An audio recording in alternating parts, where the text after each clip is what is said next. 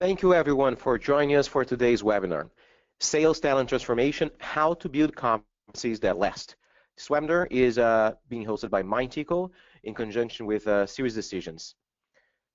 Today we're going to record the webinar, and the slides are going to be made available, and a couple of days after you should be receiving an email with a link to review the recording as well as the slide presentation. During the webinar, if you have any questions, please feel free to use the chat window you see on the GoToWebinar control panel.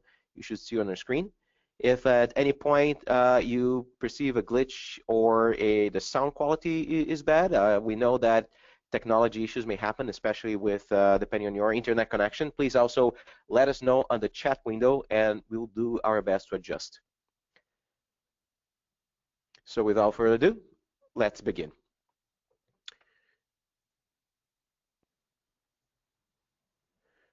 So my name is Daniel Cooperman. I'm the Director of Product Marketing at MindTico. I'm also going to be your host for today's webinar. And our main presenter today, we have with us Peter Ostrow. He's a Research Director with Sirius Decisions. How are you doing, Peter? Good. Glad to join you today, Daniel. Glad to have you. So I'll pass the ball on to you, Peter, and you can take us through here. Great. Thank you. Glad to be with everybody today. We're going to start with some numbers because as an analyst, of course, that's a comfort zone for me, right? So what are 87%, 36%, and 57% represent?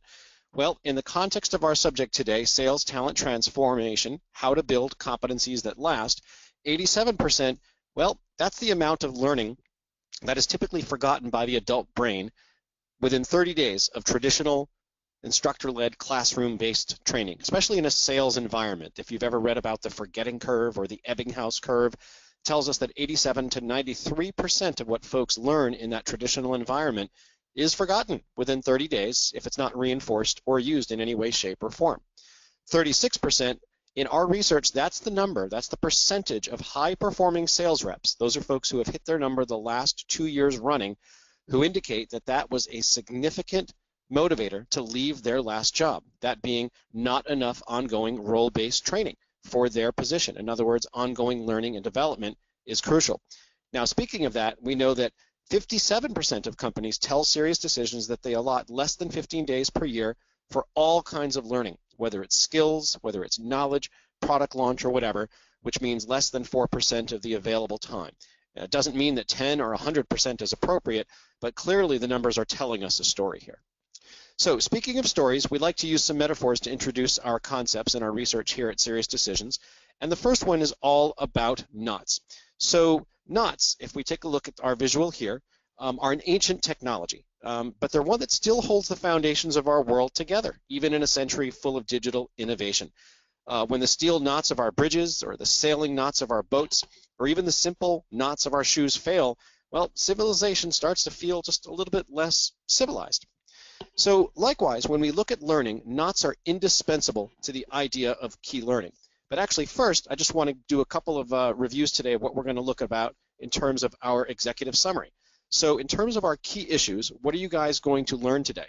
Well, the key issues that we face are, number one, that the buyer's awareness of our products, goods, services, and solutions and their journey pretty much have changed everything about B2B selling. There's a constant tension that surrounds the delivery of faster sales onboarding, training, launch-oriented knowledge transfer.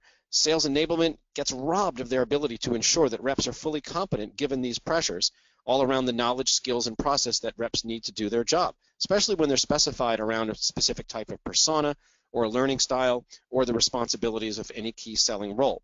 And then another key issue that we face is that learning is seldom directly associated with direct business outcomes, but the pace of change in most enterprises demands that we continually provide it and, of course, test for it to make sure that it has the right impact.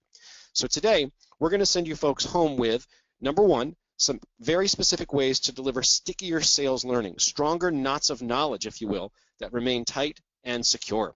We're also going to give you a justification for a business case supporting continuous learning.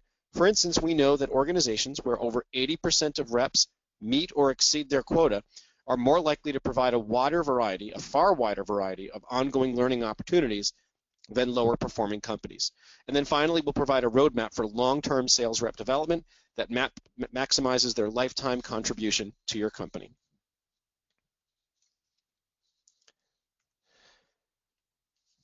So here we go. Sorry, guys, I'm having a little bit of a problem with my advance. All right, so this is a great visual, right?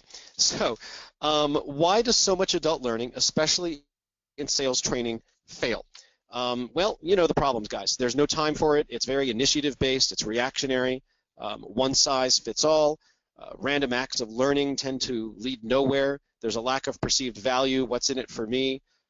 There's cognitive overload, sometimes drinking from the fire hose. There are issues with the forgetting curve, the lack of application or reinforcement that I mentioned earlier. There's also, frankly, a lot of badly designed learning, and there's limited measurement. So what we look at when we look at the continuous improvement and the ability for organizations to provide teaching and education to their reps, we think about what is ongoing learning supposed to teach. And we look at it from three perspectives. There are three kinds of learning that take place. There's occupational, which is obviously, as you can probably guess, the basics. Then we have aspirational, and finally, inspirational. And what we look at when we define these is occupational learning is all about what I need to be successful in my job right now. And aspirational is a little bit more advanced. That has to do with, well, what do I need to be good at, to have in hand, to move to my next role, or at least to, perhaps just being able to, do my job better, or maybe move beyond the onboarding or certification phase to when I'm a full-fledged rep or something of that nature. Now, what is inspirational learning? That's what I need to do to want to know more. And that is in a situation where not every company actually has the capability to provide this. I mean, Google's and companies like that can afford to say, hey, take 20% of your time and don't do your job. Maybe we don't all have that luxury, but we're going to focus a lot today on the occupational and aspirational types of learning. Those learning pieces that are aligned to the current competencies that I need to have in hand to do my job, and the near-term future competencies that I have to have in hand in order to do it super well and to move beyond.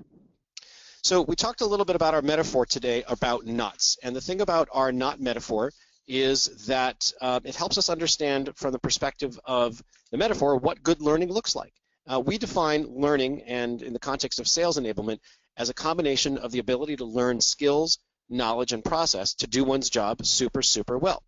So when we break it down, we look at a couple of different features as we associate the metaphor with our content today.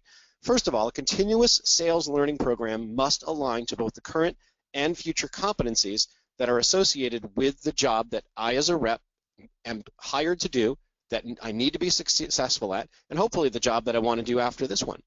Another thing about continuous learning is it has to address both my needs and the needs of the organization. It can't just benefit the organization to give me training if I don't accept it and put it into play in the field very well. And it also doesn't help the organization if I learn a lot of things that never benefit the organization. It's a combined effort there. Also, continuous sales learning has to capture the learner's attention and promote retention. The whole Ebbinghaus curve that we talked about earlier, this is crucial in order to deliver compelling learning and delivery, but also so that things get remembered and delivered at the appropriate time when I need to understand them. And then finally, continuous sales learning must be measured by the outcomes that are associated with performance goals. And we'll talk a little bit later about leading versus lagging indicators, but this is where we start to understand that, like anything that we execute, whether it's technology, process, solution, knowledge, if we can't measure it, we can't manage it. Hey, Peter, can I ask you a quick question? Sure. So we're talking a lot about sales learning and sales training, but from a sales enablement perspective. So how do we connect the enablement functions and programs that people are doing with what we're presenting here from a learning and ongoing learning framework? Can you address that? Sure. It's actually interesting, Daniel. We see enablement bringing together two important components of what traditionally were owned by marketing and or owned by human resources or learning and development folks. And we're seeing the sales enablement teams a lot more focus on kind of coordinating the delivery of learning, teaching, knowledge, et cetera, and skills with the delivery of assets. All of the buyer-facing activation assets are now being combined with the internal seller-facing empowerment assets.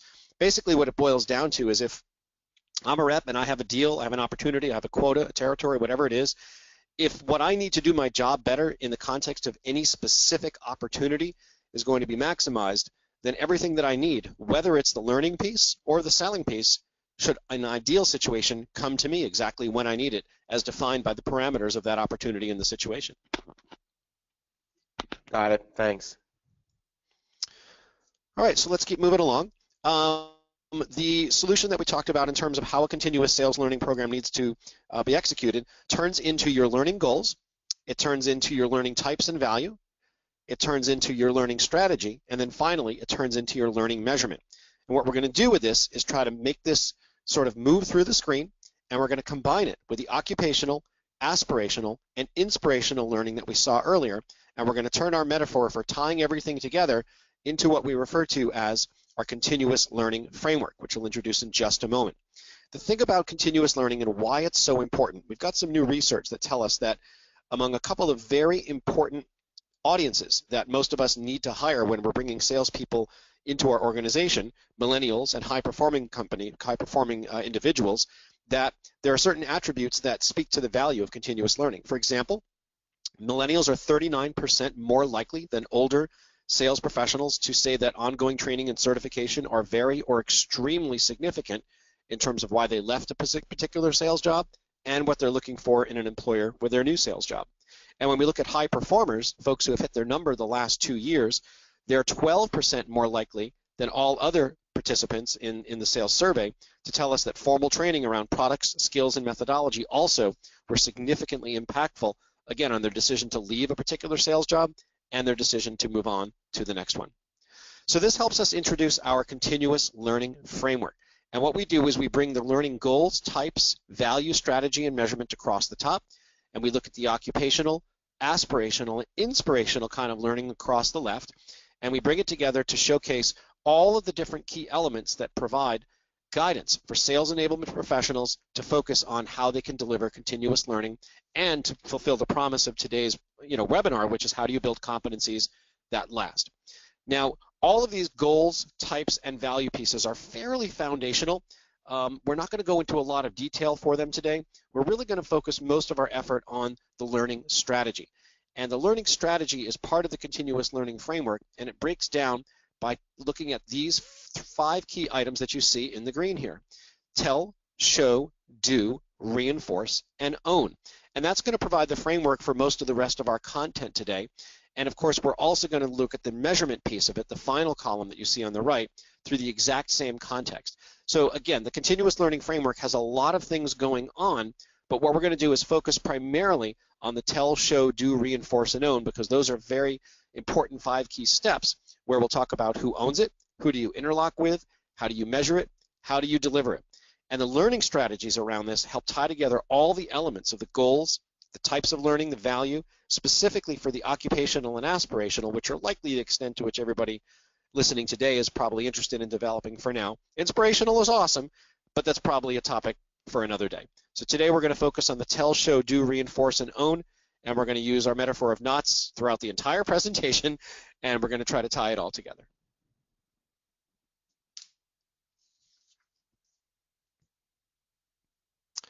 All right, so now let's begin our chapter on continuous learning, strategy, and measurement. Before we go into the tell, show, do, reinforce, and own, just want to identify a couple of differences in terms of how most sales positions differ from most other positions in a B2B environment.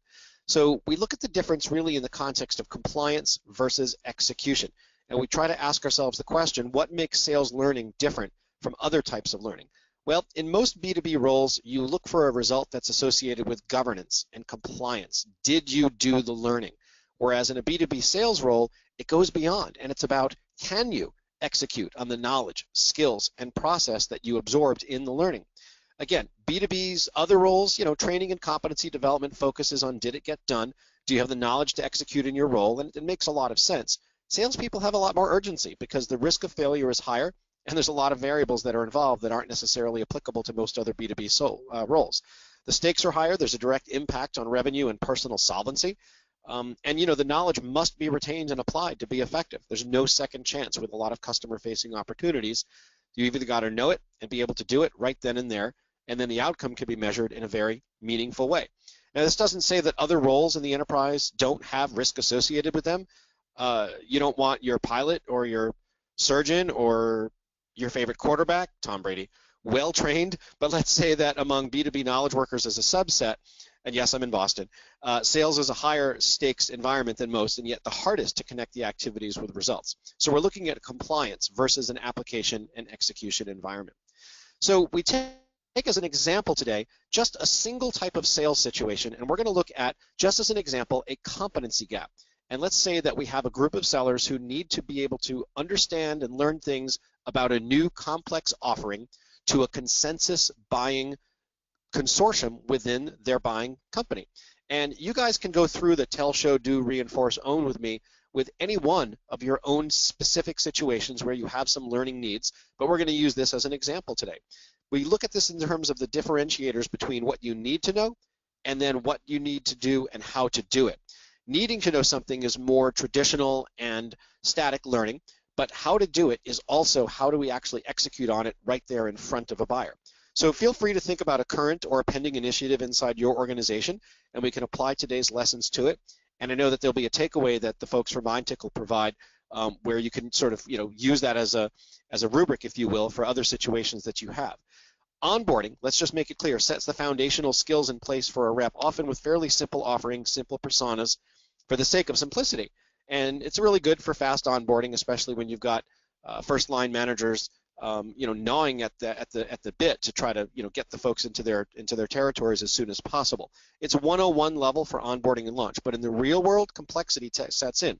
And so whether you're taking a specific offering that you're used to selling and you're changing it to a different types of buyer or a new paradigm, perhaps it's going through a channel for the first time, or you're offering professional services. This, in a moment, is how we're going to look at the whole tell, show, do, reinforce, and own cadence. Hey, Peter, I just have another quick question for you here, because I understand the difference that you're showing here on the need to know and the how to do, but how is that different from the traditional sales training? So you're talking about ongoing and the continuous learning process. Can you explain a little bit how that differs from like what people might already be doing on their onboarding programs or the traditional sales training practices that they have? Sure.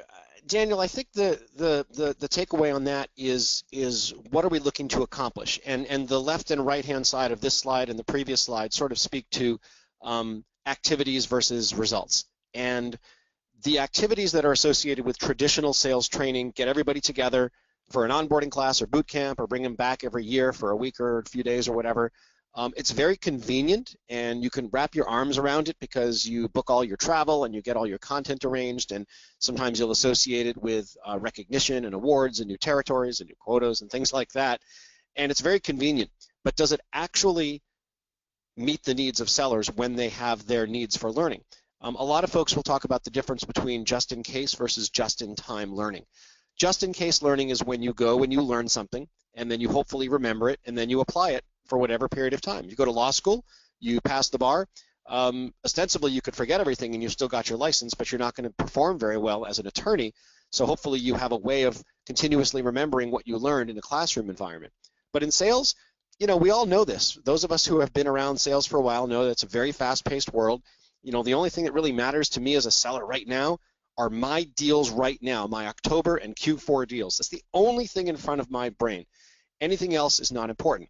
But the problem with just-in-case learning is if you teach me about our new product and I don't need to talk about it for 45 days, I'm going to forget what I'm taught.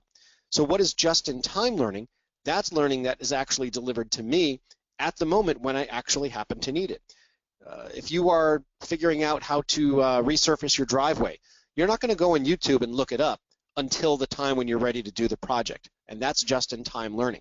So the idea behind that is that organizations are starting to empower their sales enablement team members with the opportunity to deliver just-in-time learning, just the way they deliver just-in-time selling assets to their sellers.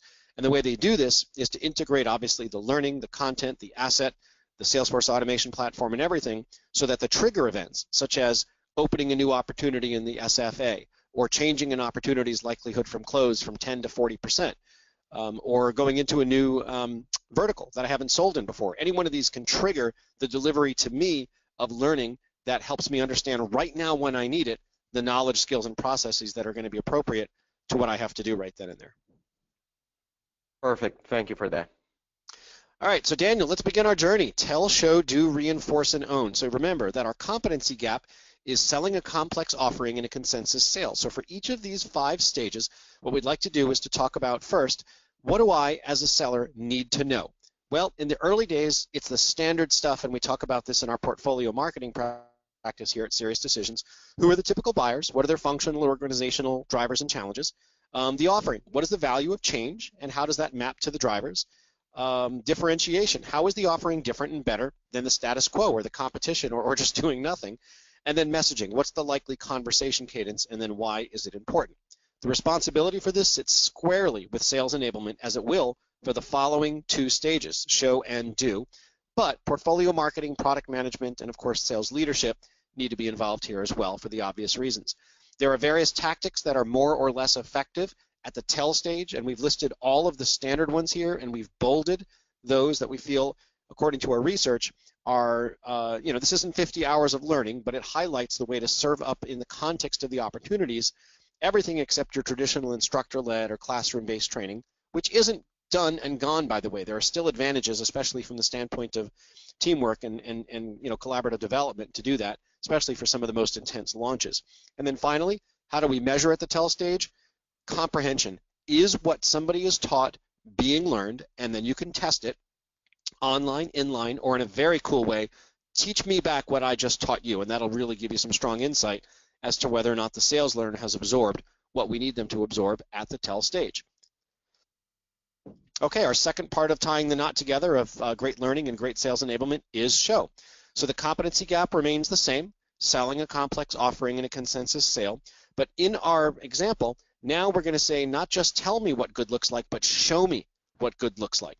The interactions are important here. What does an effective conversation sound like at each stage of the buyer's journey? Where does that data come from? And the deliverables, what kind of content actually works to help in the show stage? So show me as a seller, demonstrate it for me, whether you do it in the same room as me or across the continents, whether it's through video, phone, audio, multimedia, whatever it is, show me what good looks like so that I can understand how it actually applies in the real world. I need to keep taking control of the mouse there, Daniel. There we go. So the responsibility remains with sales enablement, collaborating with portfolio marketing and with sales. Then we're going to look at tactics. Now the tactics are, again, what are the best mechanisms for delivering this type of training? This is really when you get into real life deployment and understanding what good looks like. It can be a little bit time consuming, but it can also be scaled. There's a lot of new technologies and video capabilities and analytics that help us understand what's working from a training perspective. And then finally, what to measure. So here, remember, in the tell stage, we said we measured what was absorbed. Now we're going to measure, in this particular case, the leading indicator of pure activity. How many observations, how many ways can they apply the knowledge? The activities can be many, many different ways in which these things are deployed. What did somebody see? Is there a debrief that goes on? Does somebody have the opportunity to talk about what they learned or summarize or record what they saw in the training and what show looks like? Turning the watching into watching for certain things is the way in which the show phase is actually going to be most successful. Now we look at do. This is where we've moved from tell and show to the idea of doing. This is taking a look at the same competency gap, selling a complex offering in a complex sale, but now you're going to allow me as a seller to do it over and over and over again. Allen Iverson said it, my friends, practice, practice, and I'm going to do it until it's either good or great, or until I actually perhaps cannot do it and it's verified that I cannot do it, and I may have to flunk out. You know, the word boot camp isn't one that we typically use to describe onboarding, but a lot of companies still do.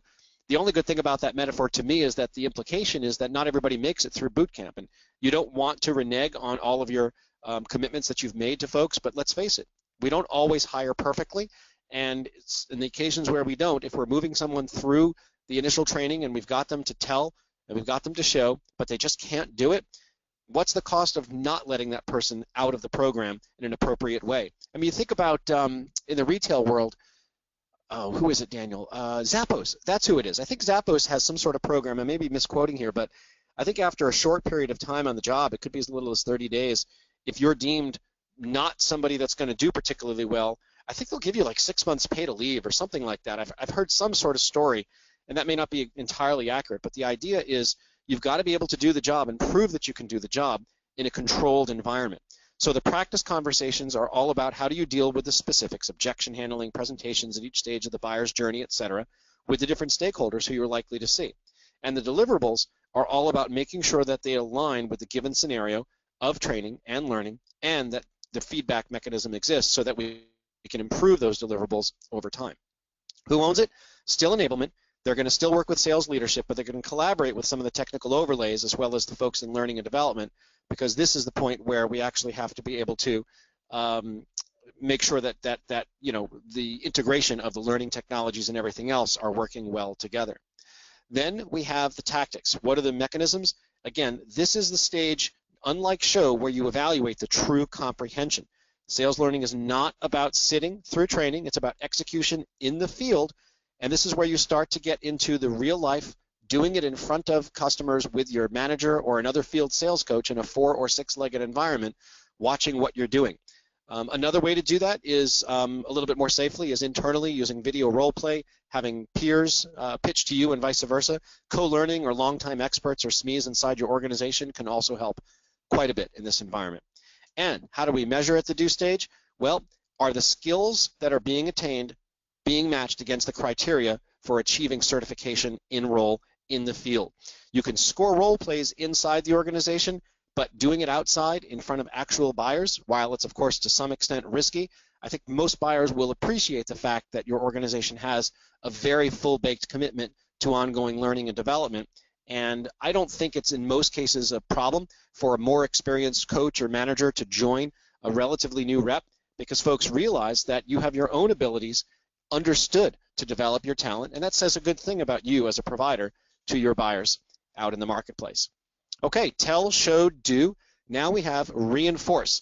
This is where the objective is to ensure that a rep can fully execute in the live environment consistently over time.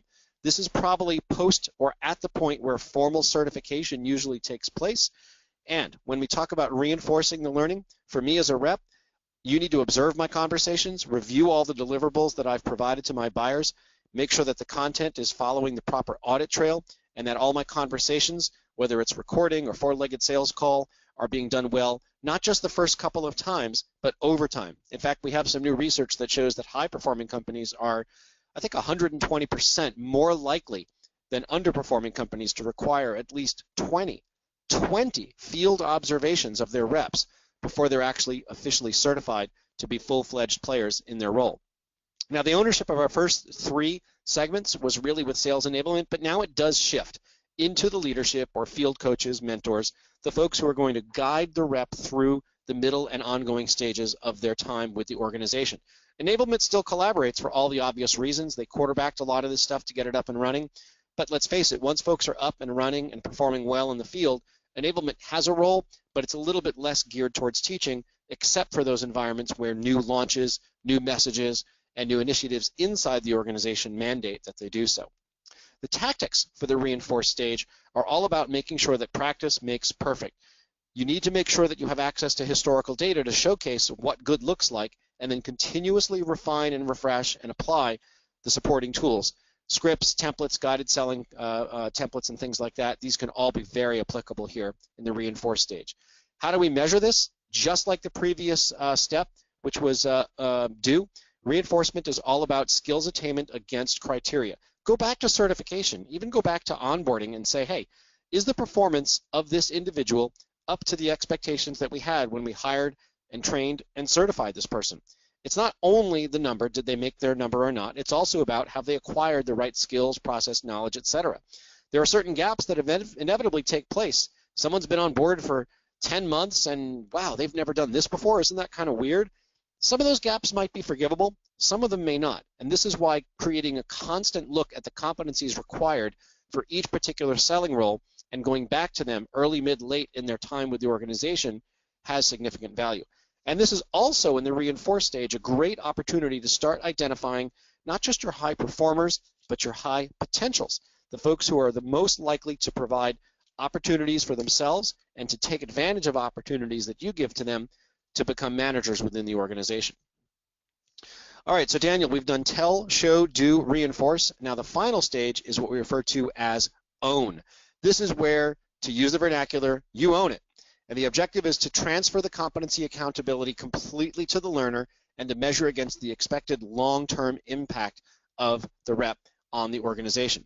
The competency gap has remained the same, but this is where the rep themselves takes ownership. You can track metrics to make sure they're doing okay with how they perform against their number and the other pieces that we've mentioned. It's a two-way advocation that goes on as well. It's on the rep to take responsibility for this. It's on the company to recertify them as necessary for new skills that become necessary for that role to own. But the responsibility is purely on the owner, on the learner themselves. Why? Because not that many reps get to the point where they are so good at their job that they are fully independent and don't need any support. And in fact, you may or may not want that. We know from our research that organizations who put a lot of effort into keeping high and mid-high performing reps around longer get a lot more value out of those reps over the long term. We all know how much of a hassle it is, and from a dollar perspective, how much it costs to replace good reps. And so doing everything we can to take good or great reps and keep them around, sometimes that means finding the folks who have the capability to own it, finding the folks who don't have to go all the way back to the way they did before after Assemble. They have the confidence to make sure that they understand what good looks like and how to execute on it. But it is definitely on the rep. It can be encouraged by soliciting feedback.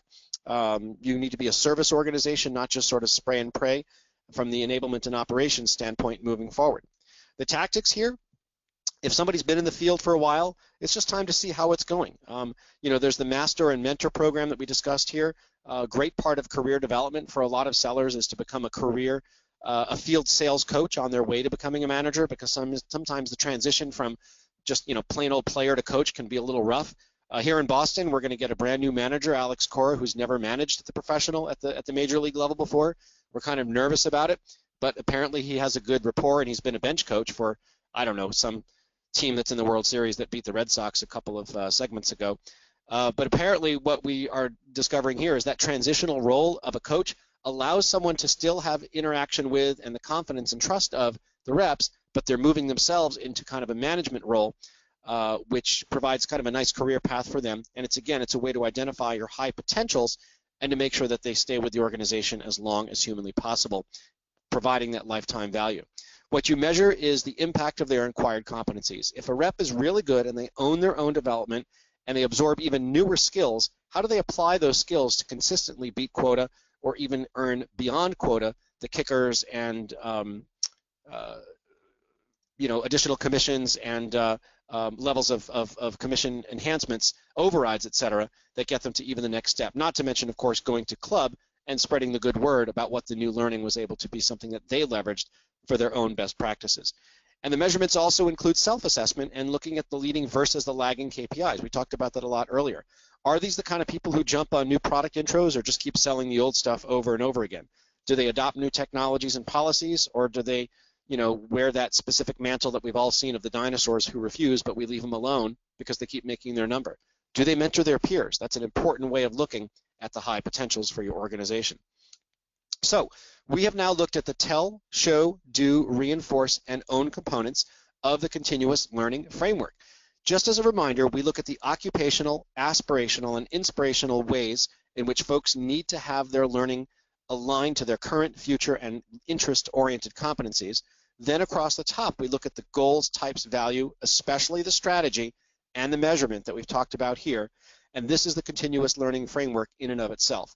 We haven't focused a lot on inspirational because most of us are in the weeds trying to make 2017 a success, but never thinking about it is also a mistake that you can make. There's a lot here, but the single takeaway that's probably the most important is this green box. Getting to the intellectual independence of a great performing sales rep ties the knot of long-term competency for an individual contributor, but it also connects them to the higher level folks who perform at advanced levels and eventually become management as well. Hey, Peter, quick question here as well. Can you talk a little bit about the role that sales managers play throughout this framework? Like, are sales managers typically just more involved in the stage related to the reinforce, or what is the best practice there is to involve them throughout the framework? Yeah, for sure. I mean, we saw that the core ownership for the sales managers, especially your first line sales managers, Daniel, comes in roughly in the do and especially in the reinforce stages. But let's face it, the most important constituency we have in our sales organization when we want to enact any kind of a change is the first line manager. And getting those folks to understand why we're implementing change, what's in it for them, is going to be crucial if their reps are going to buy into things as well. So we have a lot of thought leadership here and papers we've written and presentations we've delivered around how to make projects work successfully, whether they're a technology implementation or a new sales structure or methodology or process. And one of the key constituencies, if more than any other, are those first line managers. So their direct responsibility isn't as important in the tell and the show because there's usually enablement or training staff. But if they are not on board from the beginning of this cadence, it's a lot less likely to succeed. Yeah, it makes perfect sense. Thank you. You bet. So our last piece, just before I turn it over to you, Daniel, is making sure that we focus on how we tie all this together. And we're going to then just talk finally about technology and how it impacts the continuous learning framework. So the sort of rhetorical question today is learning technology the answer? And as we say in our serious perspective here, technology can actually backfire on you. It can facilitate bad learning really, really effectively. But of course, done right, it can bring effective learning to new levels of engagement, and it takes knowledge right to the point of need that we discussed earlier and supports better coaching. And everybody understands much more today than they did even a few years ago the importance of that coaching. So let's take a quick look at the 6 different types of technology applications that we see associated with the continuous learning framework, and we're going to show you folks where each of these is most appropriately matched to the tell, show, do, reinforce, or own cadence. So first, when we look at creation tools, first and most importantly, this is really the blocking and tackling of instructional design and knowledge transfer. It tends to be focused on tell because this is where you align with the buyer's journey and therefore the seller's cycle to avoid the fate of the Ebbinghaus or the forgetting curve. It's best for the formal points of learning, but it also includes show and reinforce via micro-learning, gamification, and things like that. Multimedia is the best way to make it fairly painless, and we encourage enablement folks to partner with portfolio marketing and with learning and development here.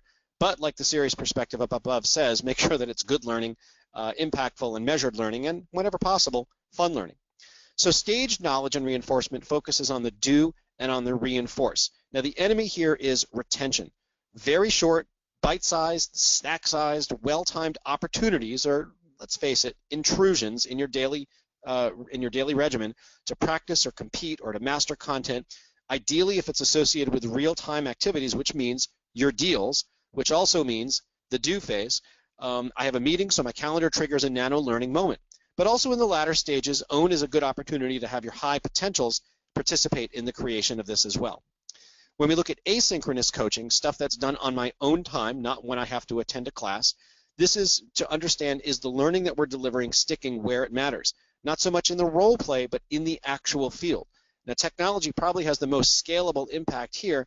For instance, when we have platforms that help folks use video or collaboration tools to do role play, this is where you can scale it up, and whether it's human or machine-driven scoring and evaluating and voting and ranking, this is the opportunity to understand, hey, how can I practice, Allen Iverson notwithstanding, to get this right? It also has some impact, of course, over the long term in the reinforced stage. Now, guided selling, this is probably the most robust and most confusing and most promising tech category associated with learning for the sales organization. It's another day's story, but we've talked a little bit about the activation and empowerment content. We deal often here at Sirius Decisions with customers who learn how to execute on activity-based enablement. The learning and selling assets all coming at me at the moment when I need them in the context of my opportunities. So this applies to almost all of the learning types, not so much do, but the early and late stages for sure. Then we have the LMS.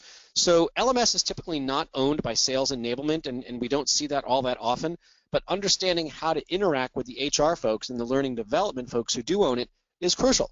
Sales learning is not necessarily very easily associated with the goals and the mission statements or the charters of the folks on the learning team because, again, there's more governance and compliance-oriented outcomes, but it's a great source of content, great source of record that the HR folks own, but it then tends to not extend beyond the tell, maybe a little bit show, but for the most part, it's at the early stages of learning. And then finally, what are the emerging technologies that are out there? Virtual reality is on the way and almost here. If you Google Walmart sales training, and if you watch our space here that we define it at Sirius Decisions, you're going to continuously see how VR and AI and machine learning and everything else, not from a creepy perspective, not Skynet, but just from a standpoint of efficiency and productivity, help scale the opportunity to deliver real-time coaching and training to professional sellers right at the moment when they need it most effectively. All right, so Daniel, that's pretty much the end of my portion today. We just have a few takeaway items for folks who are in sales, leadership, sales enablement, etc. Here we want to make sure that the competencies are applied appropriately for each specific job role within the organization, and that the roadmap for how every specific position aligns with the sales talent lifecycle. We talk about it in terms of attract, onboard, and optimize your reps, and making sure that those competencies are clear, transparent, and publicized allows an organization to be very upfront with its people about what they need to do their job well, what they need to do the next job well, and what they can take away from that job that's important to them. Today's new hires, both your high performers and your millennials, those are the people we want to hire, and they're the people that we have to hire because of demographics. They're all looking for a lot more back other than just commissions when they take a sales job. They are looking for, what can you teach me? What can I learn? And how can I better myself? The continuous improvement of learning with the outcomes that impact the organization itself, well, that actually is the way in which we design the most effective ongoing learning and development programs. So the goal here when we talk about how to build competencies that last is not just the competencies, but also how to build a process to deliver them so that they're impactful for the learners and so that they're profitable for the providers. So Daniel, I'll hold off for a little bit. I look forward to getting back on the call with folks when we get to the Q&A. Perfect. Thank you so much, Peter. Very, very insightful presentation. I really enjoyed looking at all the elements of the framework, and I'm sure that folks on the line can also take a lot and start applying right now to their own enablement programs. So fairly quickly, let's see the next slide here. Very quickly about my take on how we support the framework that Peter just presented to everyone here on the call. Suffice to say that when we think about the tell, show, do, reinforce, own, companies have been using MindTickle for each one of all those elements, whether you're deploying sales onboarding, ongoing enablement, and continuous training, if you're focusing mostly on skills development or sales coaching, our technology can help you through that journey. And just as quick examples here, when we look at the tell aspect, mostly related to tell me how to do something, the knowledge transfer, that retention aspect of it, you can use MindTickle for that, for high adoption. When we think about skills development, the showing what good looks like, basically, whether via video, via role plays, even automating the show aspect of your learning programs is easily done in MindTickle, whether you use Salesforce.com or outside Salesforce.com. We can also fully integrate with that. On the do part of the knowledge application, video role plays, screen capture, virtual scenarios, you can basically create based on all of those different profiles and capabilities for your sales reps, whether you're doing through business development reps, you're training account executives, account managers, enterprise sales reps, or mid-market sales reps. You can create multiple virtual scenarios using the platform also for you to address the do side of the framework. From the reinforcement and knowledge reinforcement aspect of it, that's where the mobile app comes into play. You can reach field sales reps anywhere at any time and sending them what most of our customers call a post check and reinforcing knowledge, be it on competition, market dynamics, pricing, new pitch, and all of the things that they need from a just-in-time learning perspective. And finally, to close down the own aspect of it, we have dashboards. They're very, very visual for managers, sales leaders, sales enablement to understand what is working, what is not working, give you very, very quick insights into all aspects of your enablement program so you can quickly course correct, identify what's going on, and report back to the team. And finally, part of this is also being able to close the loop on your knowledge programs, your skills development programs, and coaching the reps, and how can you associate and correlate that back with sales performance, whether you're trying to identify if your programs are impacting forecasting, pipeline, win rates. We can also do a combination of data from your learning engagements with your CRM data, so you have a better picture and understand what is actually moving the needle. And also start looking at different scenarios on should we focus more on certain capabilities or other capabilities, and how might they improve sales performance in the end. So with that, I want to thank everyone for attending the webinar, and we're going to move on now for our Q&A portion and give you folks a couple minutes to type in your questions on the chat box, and we'll be happy to answer those for you. As you are thinking about the questions that you want to ask, let me also point you to a few additional resources you can find if you go to our website at mindtico.com. And we have a series of ebooks and white papers. Make sure to also subscribe to the podcast where we interview sales enablement professionals, practitioners, VPs of sales, and people in the field, and where they share their best practices and learnings. And recordings of webinars such as this you can also find on our website. So let's take a look here. We're already getting a few questions in the queue. Okay, so first question here, this one is for you, Peter. And you talked about measurement at one of the steps. Can you talk a little bit about the metrics that have to be tracked to actually measure success of the training programs? Sure, Daniel. I mean, there's a lot of ways of doing it. I think what we've talked about today is at the first step, it's important to make sure that that training, assuming that it's properly prepared, designed, and vetted, is accomplished. And you do need to check off the boxes. Was the class attended? Was the webinar observed, listened to, or experienced? But again, the difference between traditional B2B roles and sales roles is the need to make sure that the skills have been properly transferred all the way to the point where someone can do the work.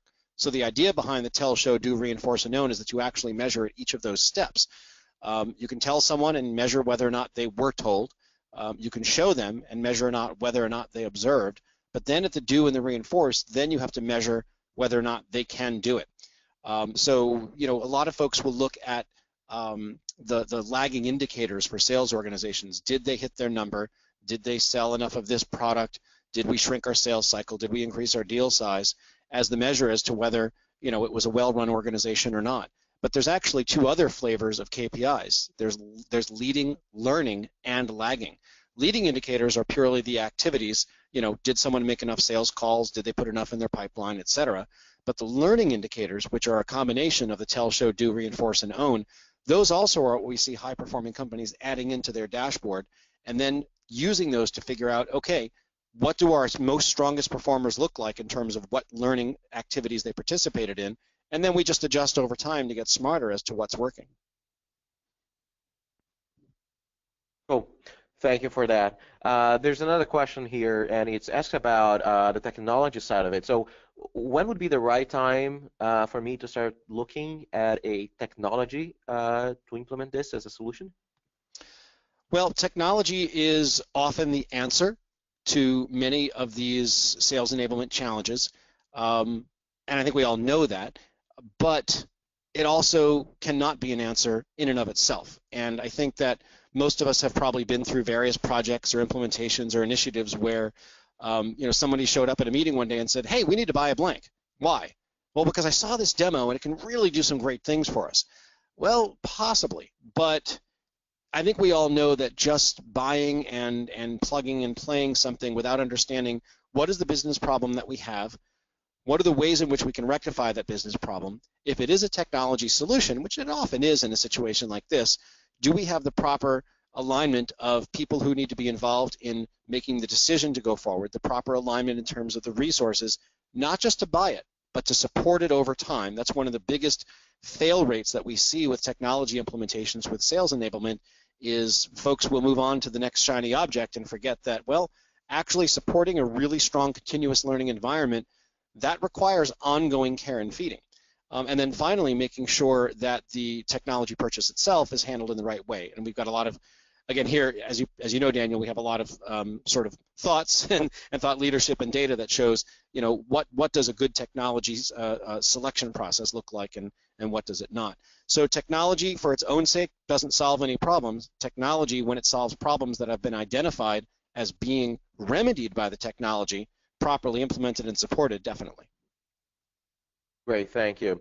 And we have time for one more question, and this one is asking, when you talk about the tell, show, do, the framework, how long does it take to run through this cycle? Oh, it's highly, highly variable. There's really no timeline. We know that full-time onboarding on average runs about 9 days, 9 full, 8-hour days. And we know when we ask folks, how long does it take for your reps to get to full productivity or time to adjusted first-year quota, both of those tend to peak at about 4 to 6 months. But the economics of sales talent that I mentioned earlier suggest that the biggest mistake that we can make is thinking about, well, okay, that person is now trained, I don't have to care and feed and water them anymore.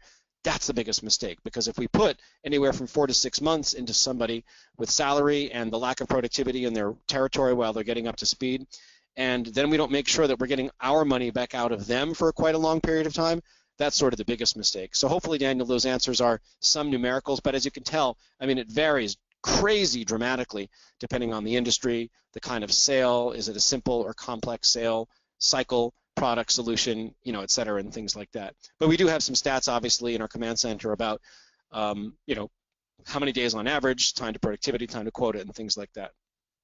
No, yeah, that makes perfect sense. It depends, right? It varies. Great. So we're almost at the top of the hour. I want to make sure I give folks a couple minutes back. And if we did not get to your question, reach out to us, and we'll make sure also to follow up with you to make sure we answer your question. If you have any additional questions that for Peter or for me or MindTico, also feel free to shoot us an email. Again, go to the webinar, to the website, mindtico.com. And make sure to download additional resources, and you're going to find also a recording of this webinar shortly up there. So with that, thank you, Peter, for insightful presentation, and thank you everyone for attending and staying with us until now. Thanks, Daniel. Thanks.